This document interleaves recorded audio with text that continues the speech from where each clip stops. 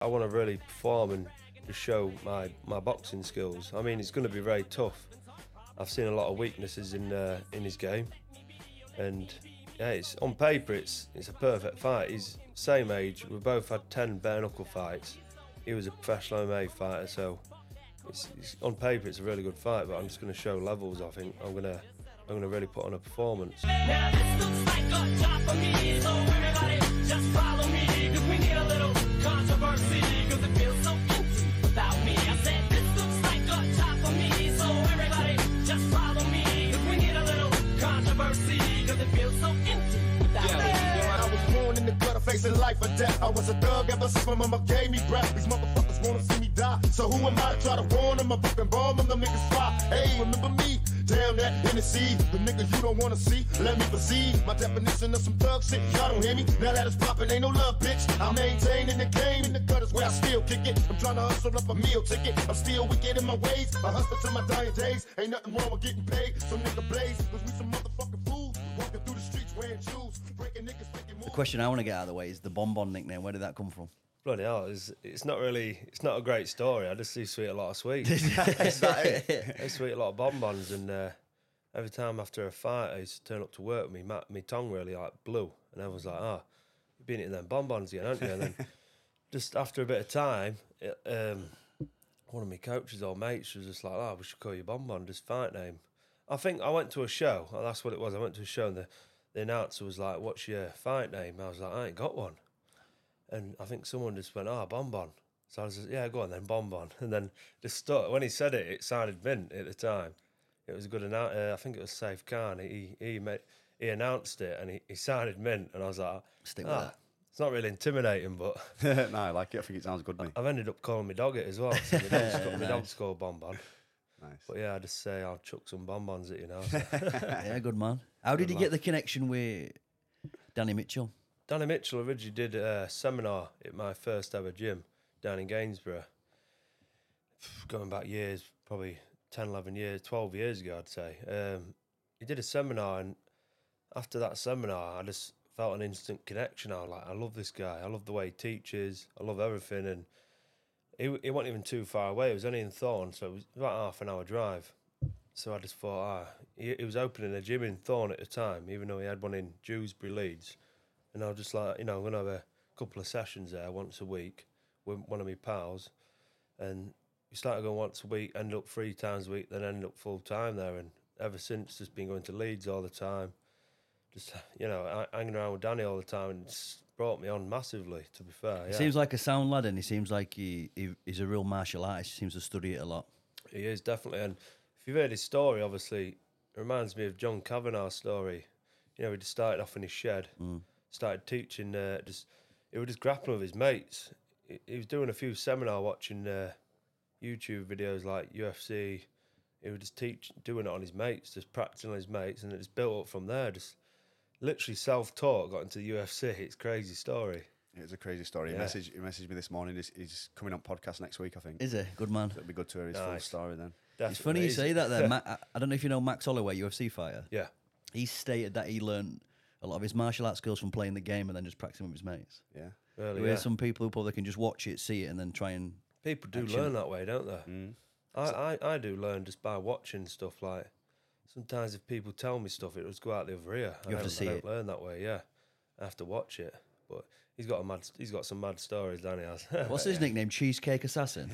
Yeah, I don't know if you've seen, he shared on YouTube yesterday. Oh, no, I didn't watch one yesterday, no. He shared something on YouTube yesterday, like the top 10 nicknames and it was in the UFC. This guy was just out saying Cheesecake Assassin. And he was just like, he was taking the piss out of the assassin, but then he was like, the Cheesecake Assassin, he just murders cheesecakes. He takes piss out of his opponents when they don't make weight. So it's pretty funny. What do you see BKFC obviously headlining Newcastle? Are you thinking further ahead? I've listened to a few of your interviews. America's is that the game plan there? Yeah, definitely. That's the end goal. America. I mean, that's where all the money is. That's where all the best promotion is, production, and it's just everyone wants to fight and go to America. That's the dream. I fought in America last year on that BYB show, but it wasn't really for me. That stupid ring. It was a bit crazy. But but it was the experience. That's what I got, and I want to travel and get paid and just live it up. That's what we're at that level now. It's going to be every fight's going to be hard. So, yeah, Americans want to come to UK to fight, and we want to go there. It's pretty mad. Who's the danger of threat at your weight there in America? Who's the top boy there? I think it's that Palomino. He's got the two weight division titles. He's pound for pound the best. I mean, James Lilly's fighting him this weekend coming up. That's at the lower weight class, and obviously mine's just a few kilo heavier. So he's quite small as well. He's only 5'6", 7". I mean, I believe Kaleb will be a tougher fight than Palomino. I mean, it may not, but I just see it that way. That's just what goes on in my head, and it's going to be a tough fight. But yeah, Palomino's tough, but he's just short, and it's my style. I like to box people like that. How do you see that fight going with Palomino this weekend? It's going to be interesting, yeah, because I went to Swansea and sparred James Lilly. Yeah. How was that? Last weekend. It was really good, yeah. We got on really well. I've known James a while from BKB, and I've done a bit of sparring before, but the spar went well. He's looking confident, and I'll be interested to see how it goes. He's game. He's good. He's got good boxing. Do you know, for Bareknuckle, there's not many really good boxers transfer over, where James has got that. So I'll be interested to see how he gets on. I believe he's going to do an upset. Yeah, definitely. He's the underdog. That'd be good. Have you heard of Luke Kelly? I have recently. So I think I seen him before, and I think it was Blake who said, "Oh, that's that Luke Kelly." I don't know if you've seen him. He's pretty good. Yeah, I've not really seen much of him now. He's fighting on your show. Card, yeah. He's Is he fighting on on the the same card, one, yeah? yeah. Fighting Nice. Paul Cook, MMA fighter. Right, I see. Which should be a good fight. I've heard of that Paul Cook. I think. Where's he from? That Paul Cook, I think he must be from Newcastle way, or that's where he was sparring. But has Has he fought someone? he fought Brendan Loughnane Right, a couple of years ago. Right, yeah. He seems to be more of a grappler than anything, but he must have. I think he stopped MMA in 2016, so unless he's just been smashing boxing in since then. But I think this is his first fight back since then. Right, yeah. So we Should don't be a really know good what to fight. expect. It should be a good fight. It should be Yeah. fireworks. Nice. The crossover from BKB to BKFC with the clinch work, do you have to study that and learn that, or is your fighting game plan still the same? Yeah, I'll keep my game plan the same, but obviously from crossing over from pro MMA to BKB, I had to stop myself from clinching, kneeing, taking down. So I crossed from that one and changed your stance a little bit. Now I'm just pure boxing. But for me, the clinch, I don't mind it because I've done it all my life, clinching, grappling, all that. So yeah, it don't really affect me. I prefer it. To be fair, it just makes it a bit more realistic. Yeah. What is the best type of clinch, do you think, to use in like a BKFC style fight? Would you say it's more like a Thai clinch? I'd say, yeah, a bit of a Thai clinch, and some like overhooks and stuff like that. If you get an overhook tied, it's going to be hard to get out. But if someone don't know how to get out of a clinch, it's horrible to get out, and you could just drag their head down while pounding up. So I think, yeah, clinching definitely mixes it up. It's a game changer.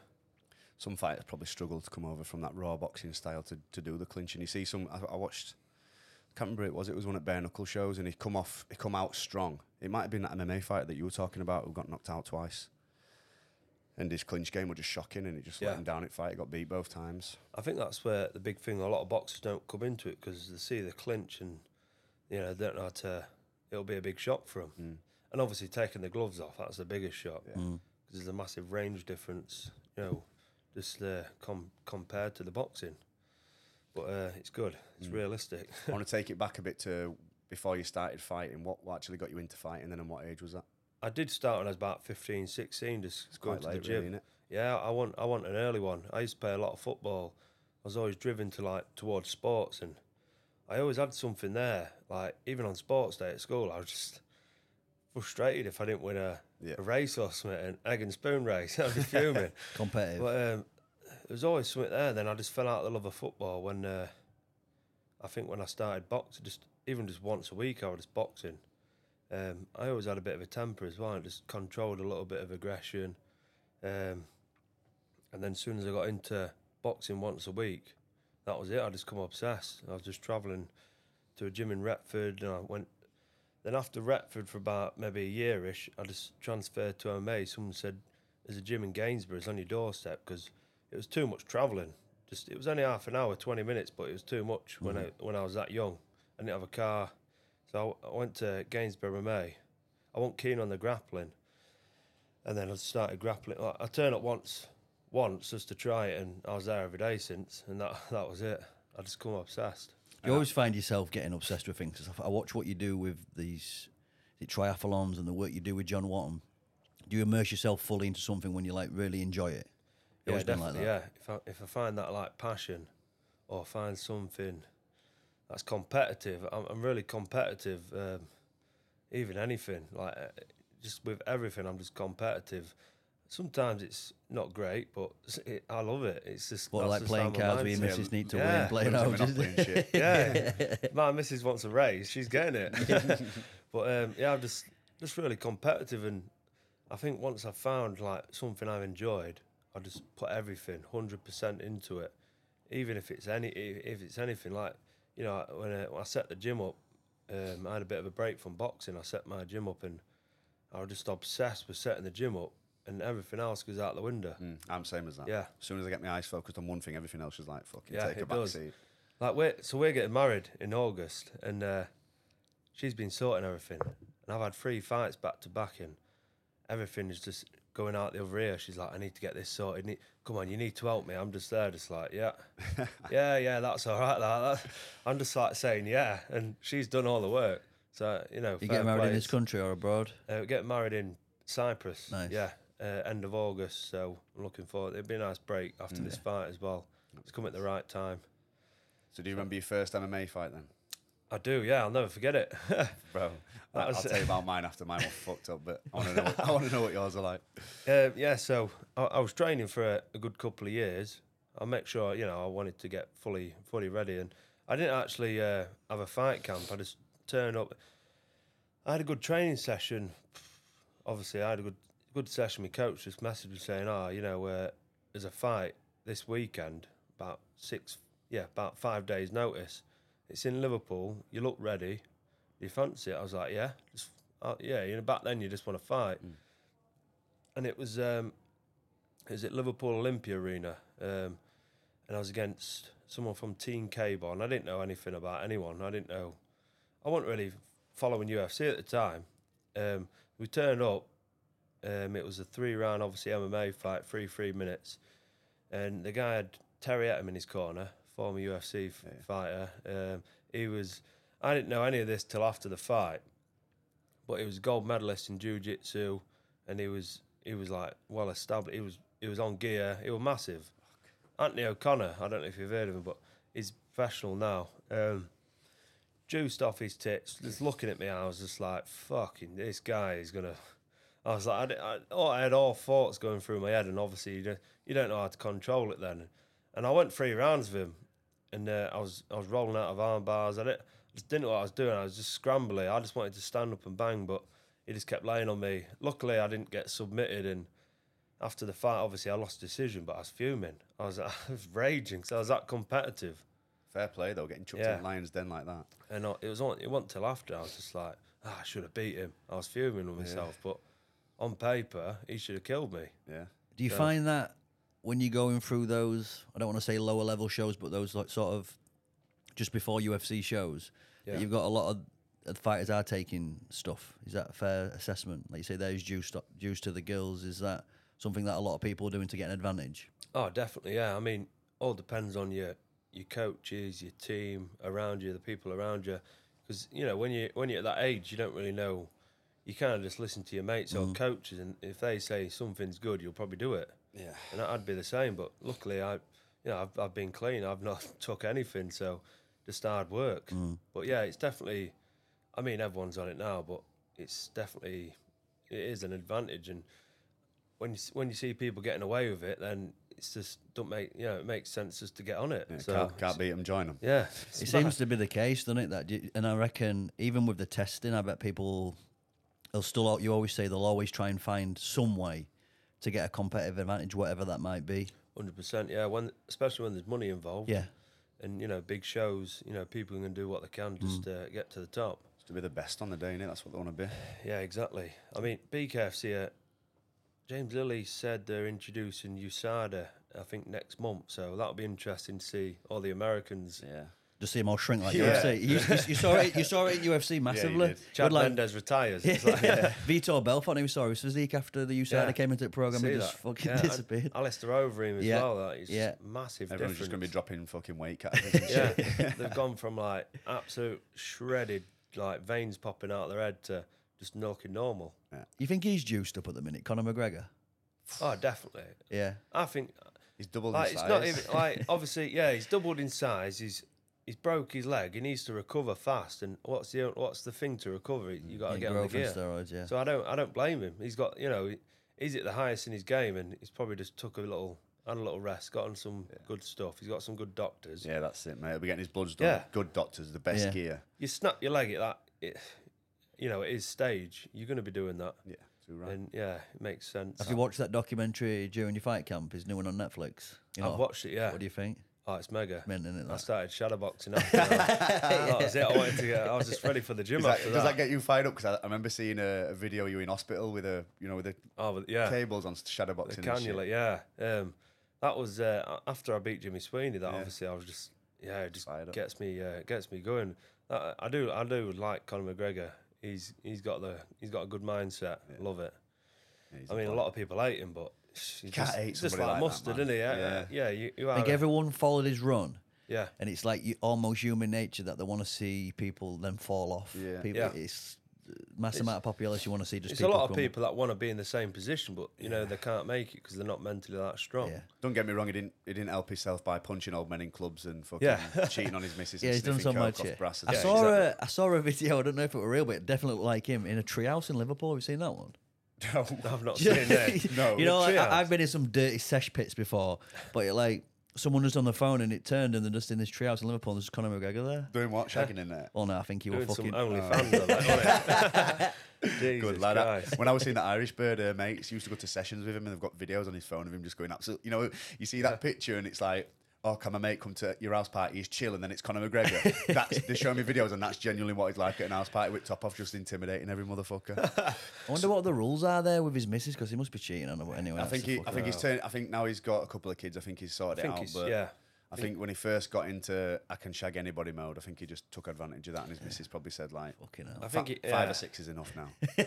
he definitely got that big fast, didn't he? It just exploded, and then he kind of just lost his head a bit and just had a little midlife crisis, and then he looks like he's settled down a bit now. Yeah. Even on his press conferences before the fight against like Cerrone and stuff, he's calmed down a lot, hasn't he? So. But he regretted that, didn't he? Well, not the Cerrone one. He regretted Poirier. Poirier, Poirier because he one, was being yeah. nice on that one. Then he was like, right, that's not my fucking style. Like, I Yeah. need to go back to being aggressive. True. One thing I do want to know, because I can't tell what sort of music are you into, because I don't know if it's like fairground donk or if you'd be like old classical music. I can't tell. Mate, I like a mixture, mate. Yeah. People obviously think I like a lot of MC. I do. I love MC tunes like, hardcore donk, bounce, but, I love my Johnny Cash. Yeah. I love my Johnny. I love my 90s and 80s. Just chilling out. And if when I'm in the back warming up for a fight, we'll start with like 80s and 90s for a while. We'll mix in a bit of rap in there, a bit of Tupac, and then next minute it'll be this hardcore donk. And that's when time is 10 minutes away. 10 minutes to fight, we got the hardcore stuff. Is on. it quite ritual that then your warm up for you? You're very yeah. structured. Since these big fights, obviously since going into BKB, I've just got in a good place. Like I get in a good place, like in the change rooms, get people around me, just like. You get the tunes on. You got to have a good atmosphere in there and just positive vibes. Like, Right. a lot of times in the change room, you look around and people are already lost mentally before they go in. Yeah. And you're looking at it so tense, and I just like to relax the situation. A lot of people come into my change rooms, they want to come in again because they like it, but you just got to do what's good for you. What do you put that down to? Just experience, being able to keep calm. Yeah, definitely experience helps. And just getting the mindset in a good place. Visualization every day. I think that's one of the main things. I believe if you can't control your emotions, definitely backstage you've lost. You're going to lose control. So it's definitely the biggest part, having the mindset going into the fight. Do you do a lot of like manifesting and You know, going through the fight before you Every day, yeah. Every day, yeah. Every single, even making my porridge in the morning, I'm going through it. I'm just shadow boxing. Every single day, you know, sometimes I'll spend 15, 20 minutes in the gym, just on my own in the gym, shadow boxing in the ring, getting the tunes on. I'll be going through the whole process of the fight, like from just weighing ins in my head, just, you know, getting your hands wrapped, walking out to the fight, warming up, and just visualising the whole fight, visualising is in front of me and just going through the whole process. And I believe, you know, once you've done that so many times over and over, when it comes to that moment, you've already been there and it just comes normal. When it comes to visualising, because we had Danny Christie on, and he was talking about, and it taught me a lesson actually. It was like when I go through my fight, I'm visualising getting smashed, I'm visualising getting knocked down, beat up, cut, so that when I'm actually in that fight, if anything happens to me, I've already imagined it, I've already accepted it in my head, whereas I never used to do that. I just always used to imagine me never getting hit and fucking landing big shots, and then you get punched once and you're like, fuck, that one in my fucking plan. Yeah, definitely. I mean, first couple of fights, when you've starting off with your fight career, even the first 20 fights, there's always thoughts going through, what if he does this, what if he does that, but once you get the experience and know how to handle it, and that visualization is getting in the worst places, like getting knocked down, covered in blood, and you know that feeling because you've been there, so you visualize that feeling going, I'll come back from this. And when you do it again, like when Jimmy knocked me down twice in the first fight, I just come back because I visualized it that many times, and just going through everything. So when it comes into the dark places like that, you've already been there and you can just handle it quick. And they say that if you can, like, your brain doesn't know the difference between your imagination and what's real life as well. So if you accept it in your mind and your imagination, you can accept it in real life as well. Exactly, yeah. It's a crazy fact. It's a powerful thing, the mind. Yeah. I know it's probably a question you get asked all the time, but try and preview this fight for us, the opponent, and just what do you expect to happen in the fight? Yeah, so Kaleb, obviously, he's known for his toughness. He's a redneck from the Mississippi deep south, so I've been there myself and had a fight, but he's not been up north. He's seen the Bonbon Boy, has he? So, but no, he's going to be a really tough fight. I'm ready for a big fight now. I've had 2 fights back to back. I've walked through them, no injuries. I'm just ready to put my skills on the line, and I want to really perform and just show my boxing skills. I mean, it's going to be very tough. I've seen a lot of weaknesses in his game, and yeah, it's on paper it's a perfect fight. He's same age. We both had 10 bare-knuckle fights. He was a professional MMA fighter, so it's on paper it's a really good fight. But I'm just going to show levels. I think I'm gonna really put on a performance. You mentioned there. Do you watch a lot of tape? I'm intrigued by this. Do you get around with your coaches and try and formulate game plans? Do you prefer to go in there and just flow and be you? How do you find that balance? Yeah, definitely. We'll look through some footage. Obviously, my coaches will look through more than me. I'll have a quick look in, you know, when I get the opponent. I'm just like, I'll fight anyone. But when I get an opponent name, I'll look back. I'll see his recent fights because there's loads of fights on there. But I'll just look through. Sometimes I'll just watch a minute and I'll be like, yeah, he's going to get smoked. Or, you know what I mean? So for just someone who's never done this, when you're saying there you watch a minute, is that just to look for little tells? Do you just try and, what are you trying to, in that minute, what have you figured out to think, right, I can pagger him? When you're watching it for a minute, it's hard to explain, but it's just experience. When you see someone's style and you think, my style will just beat that. You kind of just know instantly. And even 10 seconds, you can have a quick watch. If they make a quick little mistake, or obviously in that 10 seconds, there's a whole 3 minutes in the fight. So, I do watch the whole fight now just to make sure. But after a good minute or so, you can kind of get a good gauge. How this going to end out, and that's all it takes really. But my coaches go through the fights, come through back with a game plan.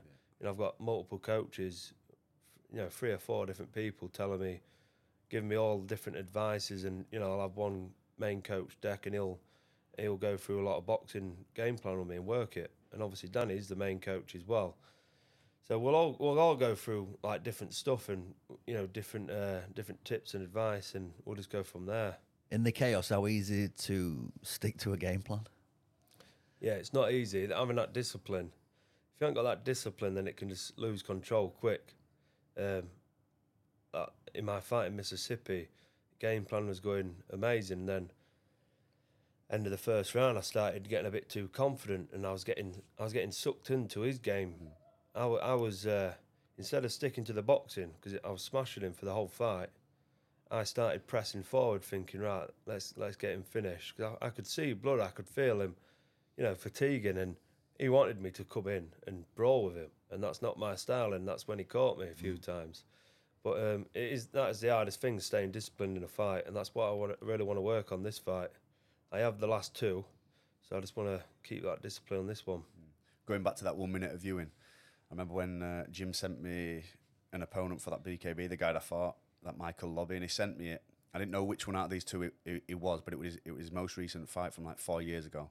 I watched the first 10 seconds, swiped it off and texted him back saying, I don't know which one it is, but yeah, I'll fight whichever one it is. Yeah. Just within 10 seconds, I knew I'd be able to beat both of them. Yeah, that's good. And then he didn't even get a punch on me in fight. No. Not one. And it went 3 rounds as well. You stuck to a good game plan though in that fight, didn't you? Just sort of keep your distance, old pull back, and it was a nice game plan that. Yeah.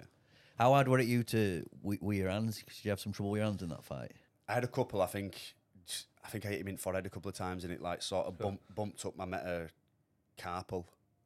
And it was just that really, and a bit of a swollen knuckle. I thought it actually broke, because I don't know what the fuck goes on with your knuckles, but your knuckles swell up and go blue, and you're like, oh, they're definitely broke. Then like, after icing it for 2 hours or something, it just goes back down. I think it's when you punch them on the forehead, maybe. Is that what it is? It's that bone on to bone, bone, isn't it? just fucks you up. Do you try and aim anywhere on the face specifically? Do you have a target? Just wherever on the face, yeah. When you do connect that bone on the forehead, you can feel it. We both know about it. Yeah. Since that Mississippi fight, I can feel my left knuckle most fights. So yeah, I'll just get a bit of a number in there. Do you think about your hands whatsoever? Like, do you ever think you do pull a shot because you don't want to? Like, let's say if you go a shot and they cover up a bit too much and you look like you're going to hit the forehead, will you pull back just to save your hands? No, definitely not. No. You just fucking let go. No Straight way. for it. Gone. Yeah, let loose. Yeah. Nice. I mean, a lot of people they let loose on everything. They're just swinging down. They don't know where they're punching. Some of them connect back of their head on their elbows, and they don't pick the shots. Where I think, you got to be. It's not a long career doing that. No. There's a few guys. They're good boxers, but they box like a boxing match in a bare knuckle match, and it's not the same. You can't do that. You can't cover up like that. And they're just every fight they just bust up the hands, the face. They're just knackered. But it's not a long career. I want to be in here for a long career. Too right. Yeah, longevity. Yeah. Without giving any of your game plan away, do you have like an overall strategy going into the fight? I.e., obviously the game plan wants to be maximum damage to them, and you get as little as possible. Do you try and have, like you talk about longevity there, do you have any sort of system in your head to keep that longevity there, or is it just take each fight at a time? Yeah, for each fight at a time. Obviously at this level now, it's just keeps stepping up, and it's getting to a really high, getting to the top again. But yeah, you just got to believe in yourself, and I think just keep doing what you're doing, and just keep adapting in your training to each fight. Obviously, I've got some really good coaches around me now, so every fight we'll just go through little adaptments and adjustments. And since beginning of the year, I've come on massively, like massive. You can tell in the fights as well, just little tweaks. That's all it takes, and that's the big thing at this level. Have you always been susceptible to coaching? I get a lot of younger athletes in different sports, as some people just necessarily don't want to listen or whatever that might be. Have you always been open to coaching and want to learn and advance? Yeah, definitely. Like I say, when I first met Danny in that seminar 12 years ago, whatever, as soon as he started teaching, I was soaking it all in, and I thought, I love his style of teaching. Some people's style of teaching you don't adapt to, and you can't really soak it in. Because I think you got to connect with your coach, and if you don't have a little bond with your coach, then it don't work. It won't work. So is that bond respect? Is that bond because you feel that it's a good matchup and you can learn? What are you looking for there when you say that connection? You got to have similar kind of similar mindsets. You've got to be on the same wavelength kind of thing, and you've got to get on. You've got to you end up being mates in the end. Yeah. So since working with Deck, we've come really close, and he's on the same as me. We're both raged. We're both punch drunk. Same with Danny. He's just I've looked up to Danny a lot over the years, and He's got an aura, Danny, and he's got like there's something about him. There is, yeah. And like I say, I've looked up for him for years, and ever since hanging around with him, I've kind of adapted into a similar kind of person to Danny. Just a nice guy, he's funny, and I just try to be like him sometimes. So, yeah, he's just good to have a bond with your coach. I mean, a lot of people, when you're young, you don't really want to listen. You just want to get stuck in and just train hard. And when it gets to this pro level now, you've got like specific coaches. You're not like in classes anymore. You're just doing pure training yourself. And yeah, it does make a big difference having that good coach. I remember when I first got into MMA at about 16, 17, and Danny were running Cage Steel then. And he was always the one that everyone around here talked about and looked up to. But I never had the money to, being 15, 16, I never had the money to go over to Dewsbury to train there. But I remember the ones when I don't know if they're closing down or what, but they put loads of the like merch up for sale, and I was like, I'm going to buy some Cage Steel merch. I'm like buzzing about it. But yeah, Danny's always been a boyo for the last ever since I started. That was an old school gym, that, and he had a little show as well, didn't he? Yeah. Back in the day, just at some gym. Yeah, I remember that James Zachary Savile or something like that. Scraps. Mate, Scraps. I used to properly be entertained by him because he was like a little hippie fucking. Yeah. I don't even know what he were into, but he looked like a little tree hugger, mate. He had proper long hair and he was just like doing backflips and shit like that. And then he used to smash MMA as well, but then he went off the scene for a while. And then didn't he recently come back? And I think he got beat on one of his most recent fights. Yeah. But yeah, he just smokes a lot of weed, just knocks people out, chokes people out. He's a beast. That's what I mean. MMA and jiu-jitsu just humbles you because people ask me all the time, why are you so like humble? Like, because I just, someone's always better than you in MMA and jiu-jitsu. Yeah. Danny brought someone to the gym once. He looked a bit like Scraps. He just really skinny, looked a bit homeless actually, and he was a 3rd-degree black belt. And he just bust me up, and I'm like, this guy's a beast. You can't judge people in this. You know what I mean? It's crazy. That's good. Go on, mate. I was going to say, putting BKFC aside, who would your dream fight be like? Either you'd love to share the ring with him, or because you fucking hate him and you'd love to smoke him. Tyson Fury, just for the payday. No, to be honest, I don't know. Obviously, someone like McGregor would just be. It would just be crazy, wouldn't it? To fight someone like who's got a big name like McGregor, that would just be insane. Who would yours be, Josh? I bet yours would just be someone you hate, wouldn't it? Ronnie Pickering. Ronnie Pickering is smoke you though. Mate, do you think he would? I don't know. Mentally, he could do mentally. Yeah. I fight that bald nonce. What about him behind you? Yeah, what's it? Asbulla. He's in a bit of trouble at minute for beating cats up, the fucking ref. Beating cats up? Yeah, he's fucking... What? I bet you weren't seen out of him recently because you were abusing a cat. I thought he got done... Nah, I think... No, that's what I thought. I think what he does is because he's so small and he hates cats. No, he likes cats, he don't like dogs. Sorry, he hates cats dogs. Are bigger than him. Yeah, exactly. It's like a lion to him, so if one of them comes a bit aggressive, he's going to give it a little bit of a tap. I tell you what Survival mode. I tell you what I watched the other day. Blakey in the Red Corner podcast did a day in the life. Have you watched it back? There's some sparring of you in there against a boxer. I've not watched it. Fuck me, mate. I watched it and I think you must have sparred. Let me get this right. It looked like 4 or 5 rounds.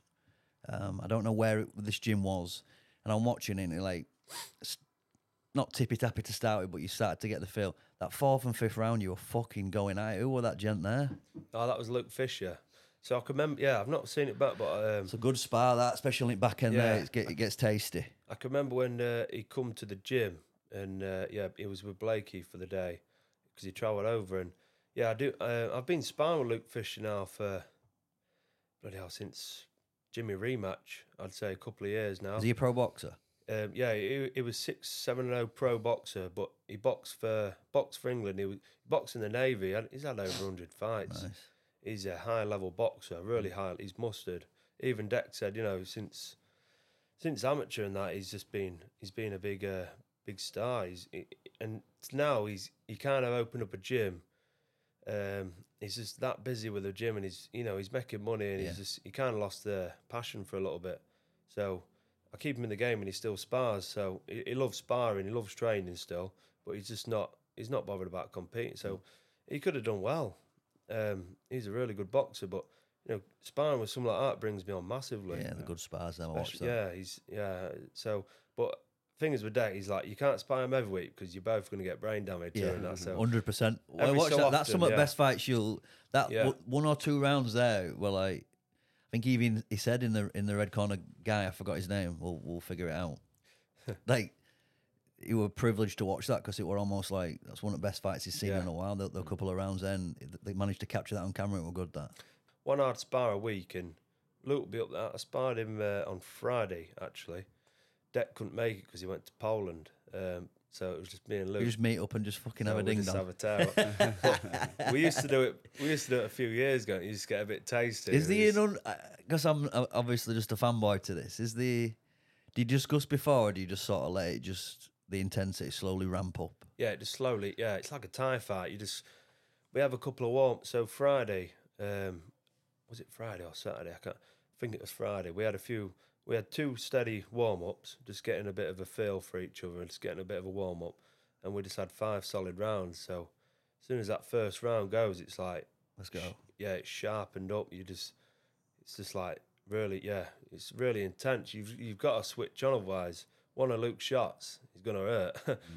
So, and after the first couple, it gets to the last round, you're just both taking each other's heads off. You start hearing noise increase, don't you? That's when I can start seeing it's going to get fucking... I mean, it's good now and again, but for Bareknuckle and my style, I don't really want to be getting tear up. So it's good just to get that conditioning with him once every so often. But I try not to get sucked into it too much because I'll end up doing that style in a fight, and that's where it goes wrong. Yeah. And that's where it went wrong a few times. Obviously in that American fight and Jimmy rematch, but I try and get out of that style a bit more now. Going back to some of your other fights, then, how did that feel beating Canelli in prize fight or winning that 10k cash pot? That was amazing. Yeah, really big build up. Yeah. Like it was a bit like this. I had 3 fights back to back, beginning of the year, in a tournament. My hand was actually broke for that whole tournament, ligament damage. I had to go and see specialists, and he had to inject it with like cortisones, to have MRI scans. But that was the best feeling ever. You know, fighting. It was tough, very tough. Yeah. Fighting James. You know, we just won't go down. No. I was hitting him with her. It was just scrappy. It wasn't really a boxing match. It was just a brawl, and it was a really good fight, and the fans loved it. But my hand was not very nice after that fight either. But every fight in that tournament, Danny was injecting my hand with lidocaine just to numb it. And, you know, everyone didn't know that. I knocked Conor Tierney out with a broken hand. And that combination, that was always working because my right hand was knackered.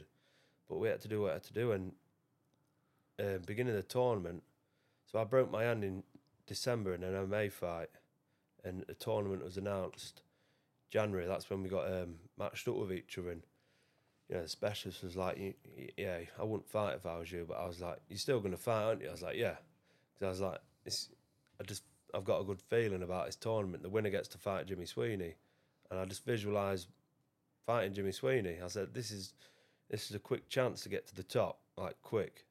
You know, I know it's not about quick and it's being patient, but I just wanted to fight Jimmy. I wanted to get up there. And yeah, it happened. It was mad. What did you spend that 10k on? All on red in the casino. Not really. I can't remember now, to be fair. It was a while ago. But 10 grand don't last a lot. No. Just peanut. Probably got a garden done or something. It's just something stupid. What would you have done, Josh? With 10 grand, probably get me garden done now properly. Landscaped it back. I'm getting a bit old and boring now, mate. Bit of partying though as well on that. If I'd have been younger, it'd have been fucking gone in a couple of probably a weekend. But a couple of brothels and shit. Yeah, that's it, innit? What about your fight? So your fight with Conor Tierney, was that in the prize fight tournament itself? It was, yeah. It was a semi-final, that one. Just before. That was the second fight in the tournament, yeah. That was a good one. Like I say, that knockout seemed to have woke him up a little bit, didn't it, in his career? Did. Because since then he's been switched on and he's progressed quite then, well as well. Like I say, fair play to him, but I don't like the kid. I think you'll cross paths again in this BKFC. Possibly, yeah. I seen him in Croydon on my first BKFC. Didn't you have a fallout with him or something? No, it was back and forth on socials. He was calling me out, and he started getting a bit personal on social media, giving it beans. The thing is, he was asking for a rematch for a long time, but I was in line to fight Jimmy Sweeney, and when I beat Jimmy Sweeney, it was lockdown.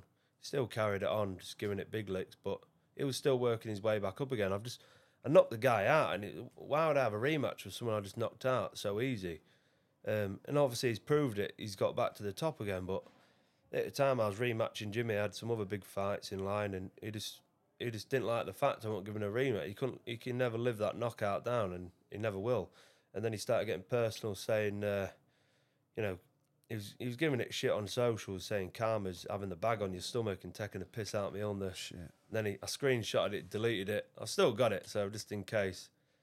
So yeah, I seen him in the last Croydon fight. Anyway, I asked him, "Oh, you gonna take the piss out of me now?" And he was saying sorry. So he's not actually like that in real life. He's a faggot, but no, he's not. He's good at what he does, but you know, he's not a dick in real life, as in a keyboard warrior. Do you know what I mean? So I still don't like him, but fair play to him. He's on some big shows. He's had some big fights and good wins. So you never know. One day we might goes past again. I think it'd be a good fight to watch again. But definitely, yeah. Similar styles. It'd be a good build up. Yeah, similar styles. He's obviously back for redemption. I think it would be a good fan fight. Yeah, and he is a good boxer. And yeah, you know, he was a good amateur.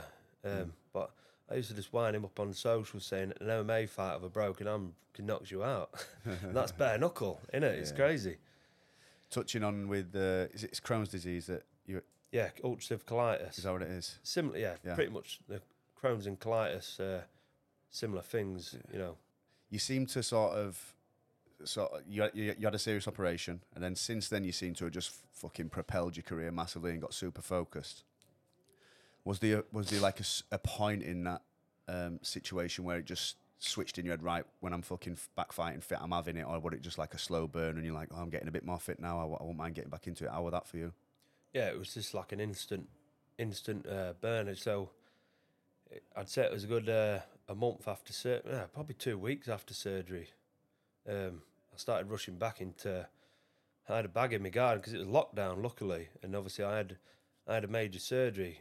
It was like 8-hour surgery, and I recovered. I was recovering quick because I thought I need to get out of this hospital. I come home. I was obviously bedbound for a while because I couldn't even walk down the stairs, and I was in a bad place mentally. But I just kind of, I had some good people, like obviously Danny, John Wattham, there was around me, and at the time they was giving me some positive stuff. My brother, my partner, they was all being positive, and you know, Danny was looking online. He was saying, look, there's a guy in America, and he fights boxing with a bag, and he has a groin guard, it covers it. And after that, it just like kind of clicked. I was like, there's a way to fight, and I'm going to do it.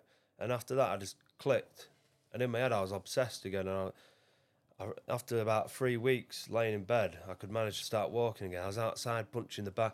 I ended up ripping my stomach open again, like all the stitches, and it was bad. But and then I think a month after, I had to have emergency surgery again because I started doing a bit of training again. I started getting back on my feet, and then I think there was a stitch internally too tight, so I kept having these really bad blockages, and these blockages can lead like a big rupture inside, and it could burst. But luckily, I kept getting rushed into hospital, and then I turned up one day and was like, right, you need surgery next day. I was like, fuck, and that surgery was the worst than my first one, even though it was just a little refashion, re-stitch it and stuff.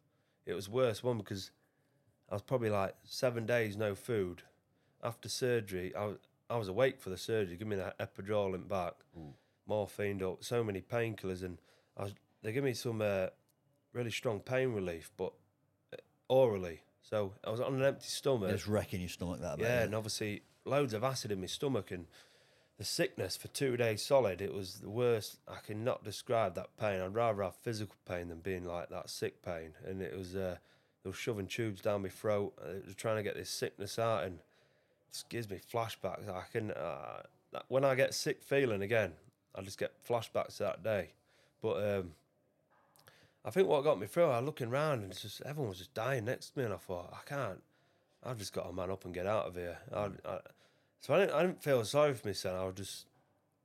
I was just trying to get through the pain just to get home.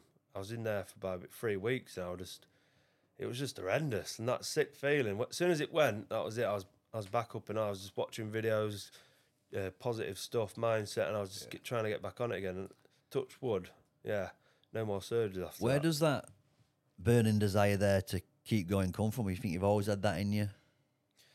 I think, there's always been something there. I think you have got it or you haven't sometimes. Some people can't find it. But I think if you've got a passion, and I think if you find that passion, something inside will just come out, and that focus and drive will just come out, and that obsession. And I think I just keep on firing for it, and just can't stop. You're a mentally strong man. When you're ill like that, I don't know how severe it sounds. Very severe. That were there any moments where you thought, "Fuck me, am I going to get through this?" Is there any that doubt creep in there? Like I could die here. Is that a motivator in itself? That right? If I'm gonna overcome this severe, illness that I've got and come back, are you in a mentally dark place at some points there? I was in a real bad place. There was that, and I mean, I actually thought I was gonna. My missus thought I was gonna die. She was going to her mum saying I thought she was gonna die. She was crying to her mum saying, and I actually accepted. I was laid in bed hospital and I accepted to myself, I've beat Jimmy Sweeney. I've had a good life. I said, if I die, I die. I didn't want to do it on the family and my brother and my partner. But internal, you. But inside, I was just you kind of just give up. You're just like, okay, I'm in that much pain now, and I'm not bothered. I'd rather just end it. I just didn't want to be. I didn't want to be here. To be fair, got to the stage. I kept avoiding hospital all the time, and then got to the stage in lockdown. 3 months. I was in and out of hospital for 3 months solid. Because I couldn't leave the house. Obviously, you couldn't leave in lockdown anyway, but things were opening up back end of the first wave. And we decided to go stay away for one night. And we got there and it just disaster. Next day I was rushed in, and that was it since then. I got rushed in, middle of the night, these surgeons come in you need surgery, soon as possible. And I'm dosed up on painkillers. I'm it was like a dream. These aliens come in. It was just you need surgery. I'm no, I'm not. I'm not having surgery. So I avoided it as much as I could because I couldn't accept it. Because I was at the highest in my career, beating Jimmy Sweeney. Then someone saying, right, you can never fight again. Your life's over. I thought my career was over. My life was. I was really negative at the time. And then I didn't speak to him. I had loads of missed calls. I just responding to everyone. No one could come visit me either. So it was must be a dark place there, really especially when you've gone insular there, not letting anyone sort of come in and just trying to digest and understand what the fuck's going on yourself there. Do you think you're fighting compromise? Do you think you've been ill for a while? Oh, definitely. I was ill about 9 years, most of my fight career. Even if you ask Danny Mitchell, warming up for most fights, I'd be running to the toilet shitting blood. And Danny was like, "You sure you want to? You sure? We don't have to fight, mate. If you're ill." I just say, mate, I'll fuck it. As long as I don't shit myself, I'll be all right. Even if I did, it would just be blood coming out. So it'd just be, You're probably fighting very depleted there. Then if all that been going on and still be able to show up at that high level, that's fucking. Definitely. Ulcerative colitis is an autoimmune disease, so your whole body just shuts down. You're just constantly picking up illnesses. I was constantly ill through the whole. I was looking back on pictures all the time. It's I'm so pale. I'm bloated. I'm really bloated from all the steroid tablets from trying to take the inflammation away. And it was just when I look back now, I'm thinking I was really ill. I didn't realise how ill I was because how healthy I am now. Yeah. And I was that focused on fighting, and I was that driven on where I wanted to be. I didn't give a shit about my health. I was just if I just push through it, I just used to push through it all the time and didn't realise. I was going to hospital 4 hours sitting on a chemo drip for me in treatment, whatever it was. It was like a chemo. They do it for chemo patients. And I finished the treatment. I was straight sparring. And the doctors, they just didn't have a clue what I was doing. And they was have you been doing much training? You've been doing this and that? I'm no, I'm all right. I'm fighting next week. It's stupid fact. I come out of hospital multiple times. The weekend after, I'd be fighting. It's just stupid, but when I look back, I wouldn't be who I am now, I suppose. Yeah, it's got a lot of fortitude, that, innit? I bet a lot of mental strength to be able to overcome that. Yeah, I believe everything happens for a reason. I've done it all for a reason because I'd have probably backed off and listened to my body too much, where I wouldn't have been where I am now because I'd have stopped fighting, I'd have backed off training because I was too ill. But I pushed it to the extreme where I had to have my bowels ripped out. I pushed it that much. I had no choice. So I'm glad I did it. I'm glad I've had my bowels ripped out. It's made me who I am today. That's a crazy story, It's, that, mate. it's pretty mad, really, when I look back. But to be, I don't even know I've got the bag on me now. I forget. Do you think about it whatsoever in the fight? Never. Not even never. cross your mind? No, never think about it, ever.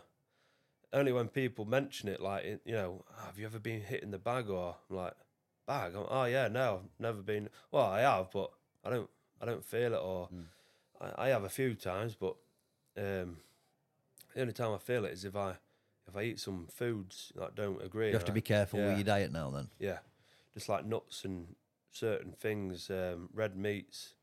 I ate some popcorn once, and I end up in hospital next day because it can causes bad blockages because you can't digest the food, so you get a severe blockage, and that can cause really bad problems. Do you have to be fairly switched on with then? Do you just follow a specific nutrition plan, or just try and be Yeah, wary? to be fair, touch wood, I do eat what I want. I forget what I eat. I just eat it.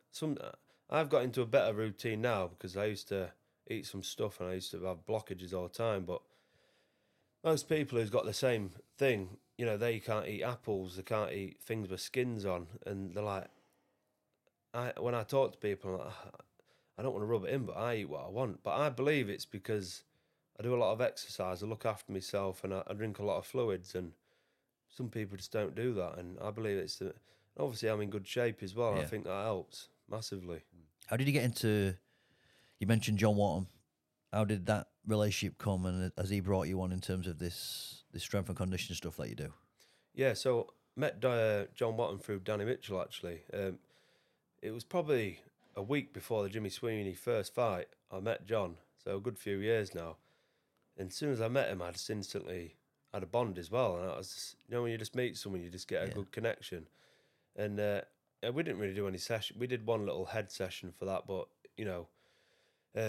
he must have just hypnotised me. That's why I beat him. But ever since the Jimmy fight, obviously through lockdown, I just had a real good connection with John. He was ringing me all the time, giving me plans over, and he actually got me into triathlon training. So I don't know what he does, but he turns everyone into triathletes. Must change your mindset. But since he got me on the triathlons, I've been smashing them out. But he's an amazing bloke, John. He's just positive to be around. He's just he's very knowledgeable. I've learnt a lot since working with John. Very calm, innit? He is, yeah, He's really very calm. He just makes you be aware of everything around you. And he, like, the amount of knowledge he's got is insane. Like, since training with John, training for triathlons and training smarter, he's got me training smarter now. Because I used to train like a maniac all the time. But he's learnt me how to listen to my body. And now we just flow. He sends me over a plan every week, and we'll just go off around my boxing. We'll do it around there, and everything just goes amazing. When you said you had a head call with him, and he wants to hypnotise you, what do you mean by? Is he like? Does he just mentally prepare you for stuff? Is he a good talker? Yeah, he's really good at talking. He does. He used to do counselling for people's mental health, and now he does head sessions with clients. So the people come round to his house, and he'll do mental head sessions with them. He'll get people that used to be addicts. He'll change their lives. He'll change people's lives. We've done a few, but I think he just knows I'm just raged and mentally strong anyway. Yeah. But he definitely helped me through surgery. I mean, everyone didn't know I was ill.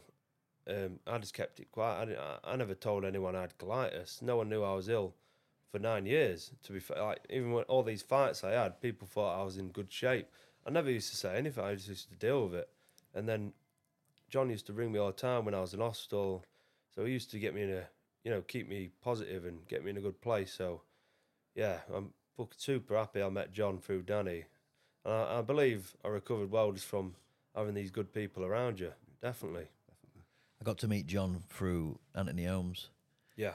And I always remember a funny story that he's got an old school sauna in his garden, hasn't he? And he went, come and have a look at this. I had an hoodie on. And he must have kept me in there fucking 10, 15 minutes with hoodie on, and just fucking dying inside. Did he lock you in, or did he say, no, it was just 10 like, minutes? I was like, how hot do you have this compared to like the infrared sauna that I use or the steam stuff that I use? Nowhere near as hot as what he has it at. And he would just going through his principles and going through his game plan with the sauna. I must have been sat in there maybe 10 minutes with him just talking, and he's obviously very, very switched on. You don't want to like miss out on some insight that he's got. But I was just thinking to myself, fuck me, I'm dying. Because I stupidly had an hoodie on or something like that. So that's the first thing I remember about him. But I hope Holmesy keeps with him. Holmesy, I think he'll come back. Well, dig into that out. Obviously, what happened to Anthony there, v Danny Christie. You've had your adversity before. What are the steps to come back from that? How can a fighter remain mentally strong and then and keep pushing on? Any advice there? I think just having them little steps and little goals, and just keep that mental strength. I think it's mental game at this level. I think that's what separates a lot. But just getting that mental focus back in and just doing little steps and visualizing it all the time and just getting around good people. Yeah, working with John, working with some good people, and just getting that mental focus. I think that's the key. But I know he's mentally strong and he'll come back definitely. Yeah. It's easy to get carried away in it after a loss. Fucking take it to heart and that as well. It's hard to come back from it as well. I mean, sometimes it's better to have a loss because you learn from it. I mean, you go on a roll and have all these wins. Like me, when I beat Jimmy Sweeney, I got to the top and I was like, and then you need that loss to bring you back down to grow again. Yeah. I had 2 losses since then. I rushed back from surgery. I had 2 losses. Now I had a bit of a reset, and I just learned from mistakes and just grew from there. So I'm glad I had the 2 losses. Back onto fighting then, have you got any fights that are really memorable either inside or outside the ring? Not outside the ring, to be fair. Do you not really get into fights outside? No, never. I've never really had a fight outside. Obviously, when you go in your home, I've not been out in donkeys. Like when I used to go out when I was younger, I used to just bang people and stuff because, you always end up used to getting started on and stuff like that. But I never used to be going out causing trouble. People might assume I do. If I get into a fight in my hometown, people assume, he's a fighter. He's going out causing trouble. But it's not me. I never start on people unless they've personally done something to me or someone in my family. Then I'd never start on it. I go out to relax and have a day off. I don't go out to cause trouble. It's just not me. But yeah, like I say, when I first started Bareknuckle, I said to Danny, I want a Bareknuckle fight just to try it, either legally or illegally. I said, just get me one at field, I'll do it. But luckily he got me on BKB. We did it the proper way. But like I say, Jimmy Sweeney first fight was the most memorable fight. It's going to be hard to top that feeling, beating Jimmy. It was, it was the best in the game at the time, and I was a massive underdog. My missus won, a good bit of money on me there. She won about 700, 800 quid on me. Nice. But, it's going to be hard to top that just from the way it was. And it was just crazy day that was. Do you have any 2 weeks-ish from the fight? Do you start winding down? How does the preparation building up to that fight, do you sort of when do you relax? When do you just start getting your mind right? Yeah, so I got one more hard week next week, and I'll put it all in next week. And then it'll get to Sunday. Obviously, Sunday's my day off, and I'll start to wind down from then. Start adjusting. I'll start water loading, then adjust my diet a little bit more. And it'll go from 2 sessions a day just to 1 session a day. It'll just be mainly just focusing on recovery. I think fight weeks that you've got to be on it, like proper focused on fight weeks. If not, you don't recover your body properly, or you don't prepare your mindset in the right way. It's win or lose really. But I think fight week's massively important. Get your weight right, to get everything right in order, and start winding down big time then. Do you have a big weight cut then? Do you have a big? I'll do about 6 kilo. I've got about 6 kilo-ish now, 6.5, 7-ish, depends. Every morning's different sometimes, but I'll do most of it on the fight week. So this week, like probably today, I've started cutting down the carbs a little bit more, and slowly change from high carb diet to a high fat and protein diet, and start adjusting it that way and burning fat more. But your body gets used to it. The first couple of days are hard, and then that'll be it. I dropped on you for the Leeds fight, and You looked a little bit drained in that. I was. Yeah, I was. I Yeah. remember you had some blueberries in your hand and fucking. Yeah, I mean, I ain't cut weight in a long time because BKB was always same day weighing. Yeah. So I'd naturally I was a little bit small then, to be fair. I put a bit of muscle on since then, since I had my little break. But when I fought Jimmy Sweeney, that was a same day weigh-in, so you couldn't really cut water weight for that because you'd be dehydrated. Same day fight as well. Well, this time you want to be a bit bigger. Everyone cuts weight, water weight. So yeah, I'll do about 5 kilo in water. I'll water load. I'm holding a lot of water anyway. So yeah, just. You much prefer these day before weigh-ins, because we discuss it quite a bit on here. Just, I always say, don't I? Just why don't people fight their own weight? I don't really know too much about the sport. Is can you get a big advantage then if you can understand this ability to water load and fight and weigh in the day before lighter, and then obviously what do you do? Carb up and water up and just get hydrated so you're bigger in the ring. The water and the weight cut is massive. If you don't do it properly, it can fuck the fight up. I mean, from the weigh-in day to fight day, even as soon as you weigh in, if you just start loading food in you the wrong way, you're gonna have problems. Yeah. You know, I've done it in the past when I had colitis. Actually, I mean, I weighed in for a fight. I ate like a full Nando's, and that was it. Straight away, nothing else. I didn't even prepare myself, and my stomach was mashed. What sort of we aren't giving you secrets away. Do you? What is the simple baseline strategy there? Then just get hydrated first. Yeah, hydration's the main thing. Yeah. Obviously, dehydrated, you're fasted, you've got no food in your stomach's like a peanut. You've got nothing in there. You've fasted and dehydrated yourself so much. The key is to get that electrolytes in you first off. And as soon as you've got that water and fluid in you, every half an hour or so, just keep topping up with little bars, flapjacks, fruit. I'd say fruit's a big one. Fast carbs. Just stuff that's easy digestible. Just get it in. Just get them fast carbs in. I mean, I have a few carb drinks, a few gels even, just to get them fast carbs in. And then once your body gets used to it, because if you just have a full-blown meal, you're just going to fuck your stomach up big time. I suppose easy to do that, and you've pulled back from food. If you're around nice places or restaurants or fucking Nando's, Wagamama's, whatever it might be, you could easily just go fucking right. Let's just go to town on this. Right next to mate. People go to Five Guys straight after weigh-ins. I had a Subway and 6 cookies me after one of my after one of my weigh-ins. It fucked me right up. It does, yeah. I mean, at the time you don't care because you've done the hard work making weight. Yeah. Are you so dig into that? When are you eating the bigger meals there? Then, or you just pretty much graze all the way through to the fight? Then. Yeah, I mean, I'll have a big meal, biggish meal. We will go Nando's, but it'll be a good Work maybe your way into it. 4 hours after, 5 hours after weighing. Yeah. So yeah, you build your stomach back up like just having small and often. Small and often's the key, I think, even just in general diet as well. Instead of going straight into a massive meal and messing your stomach up. That makes sense.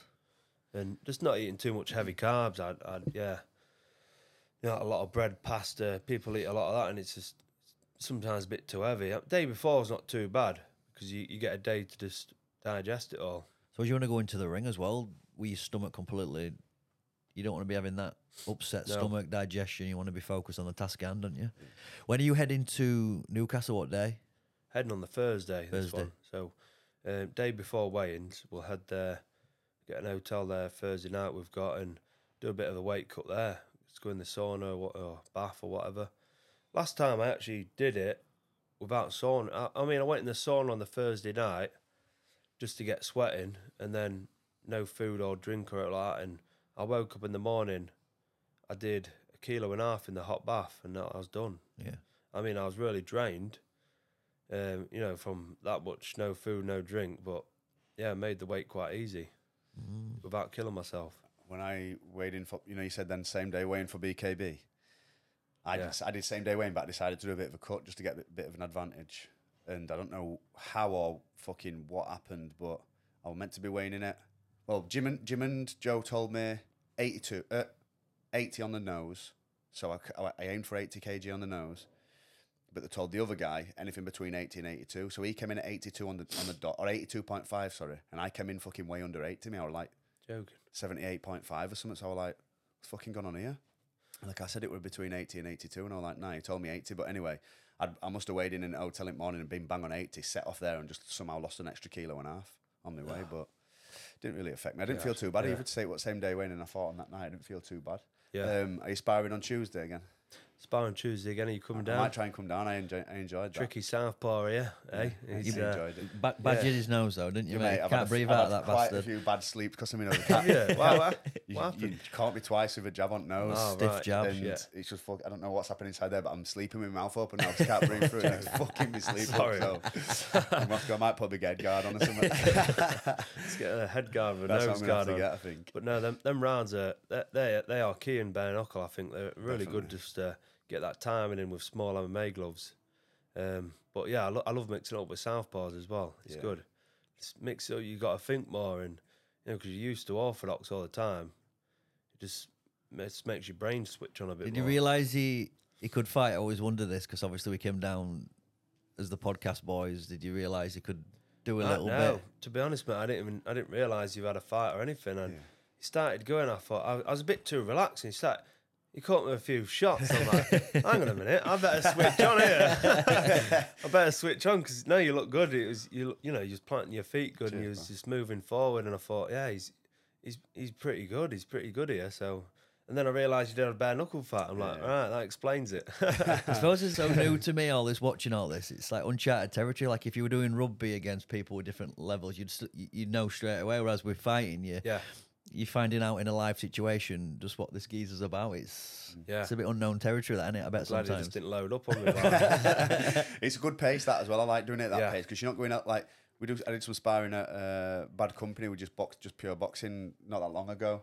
And we try to knock each other's heads off, really, aren't we? So I like to go down there, and it's more realistic for a fight then, because in an actual fight you don't have to up it a couple of gears. You don't want to be going full on all the way through fight, do you? When you get into that, you can bang loads of rounds out, and obviously you're not going to get a lot of trauma on the head. And you're just flowing out, getting that timing in with small gloves, getting movement in. You're mixing up with every different person, but you're just getting the volume in. It is a key part, and I feel. That time in landing them shots in small gloves, it makes a big difference. Yeah. Before we let you get off, we've got to give a shout out to Blakey. Big Blakey. The cannon. Is that what you call him? The cannon. the loose cannon. Who's he fighting? What's the opponent like there? Is it a level up? Yeah, he's fighting some Polish lad. He's had quite a bit of experience in the boxing. He's had a lot of, I think he's a bit of a journeyman in boxing. Yeah. So he has got the experience. Definitely a step up from his last opponent. I mean, his last opponent went 3 rounds with someone who was on BKFC. I think it was Conor Tierney's mate, George Thorpe. That was it. He went 3 rounds with him, and George is at an all right level. He's on BKFC, and Blake he caught him a shot and he just bottled it, and he said he got eye poked, but he didn't. He just some people just when the mindset's not on that point, they kind of just want to just get out of there, so they'll just make a quick excuse to get out there, but.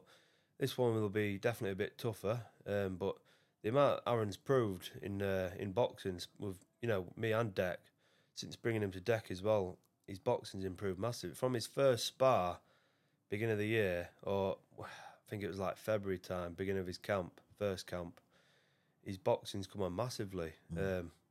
He's always been like that kind of bare knuckly style, just like awkward. He's got a heavy hand, so. I'm looking forward to seeing him get stuck back in again. And he's going to have a little break after this fight as well because he's busy with work. Yeah. I mean, it's hard for him to balance workout and train full time. Because I'm training, I just sacrifice everything. But it's a little bit different for him. He's already got his main priority, which is his work. He's got a good business. But for me, this is my work. This is what I do. So it's a lot harder for him to balance it all out. But he's doing what he can, and he's focused, and he puts it all in. He puts in that work.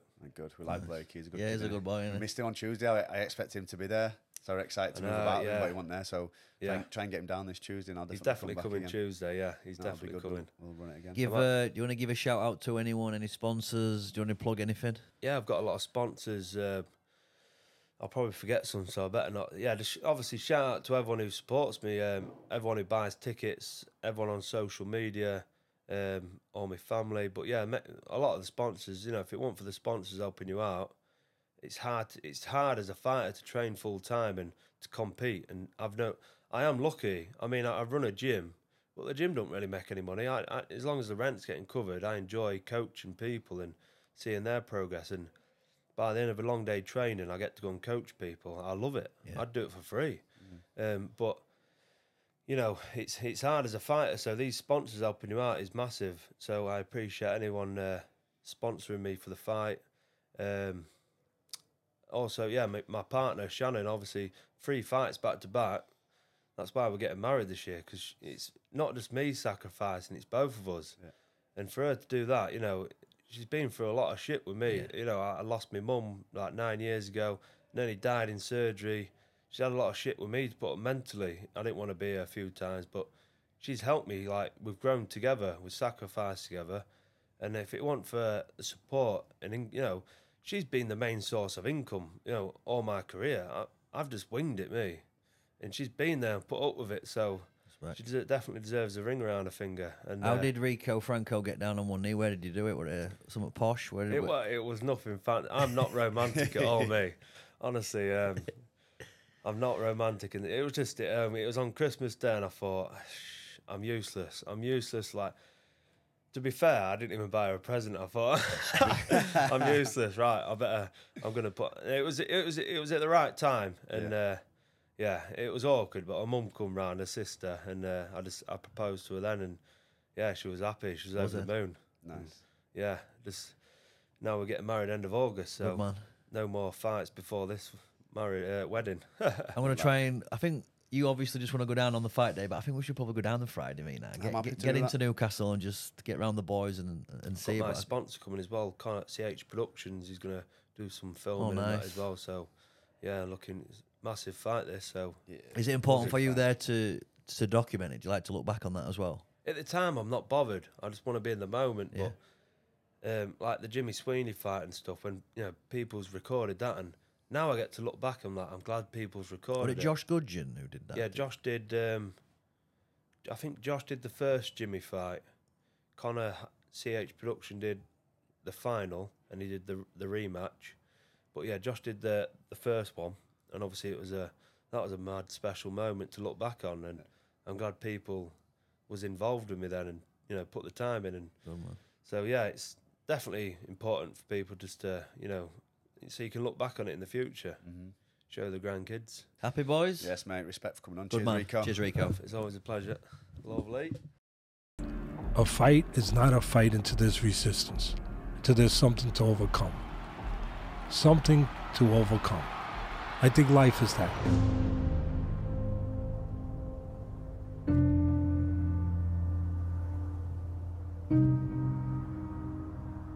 I think that you don't know if a lawyer is a lawyer until there's something to overcome in the courtroom, something good for him. A doctor's not a doctor until he opens up this kid, just like he's got at home, and arteries are bleeding all over the place, and it's not in the textbook. And he got to do it. He got to figure it out.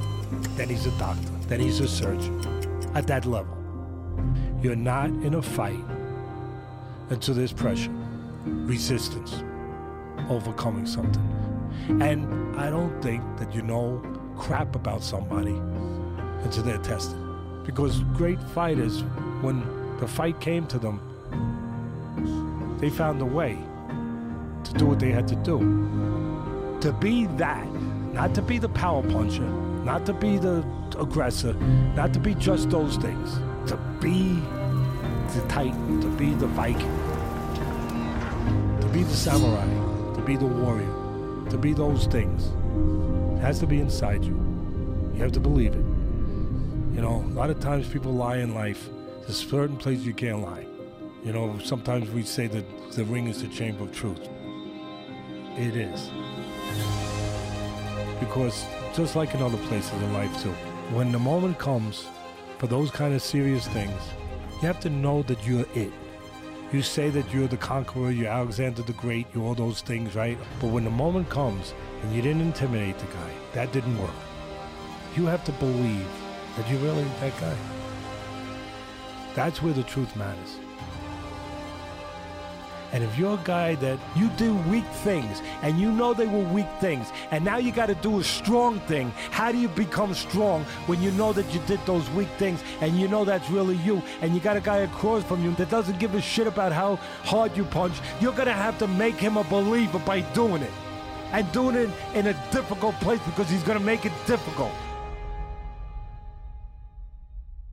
When that happens, you got to feel like that person. And when you don't feel like that person, you got a problem.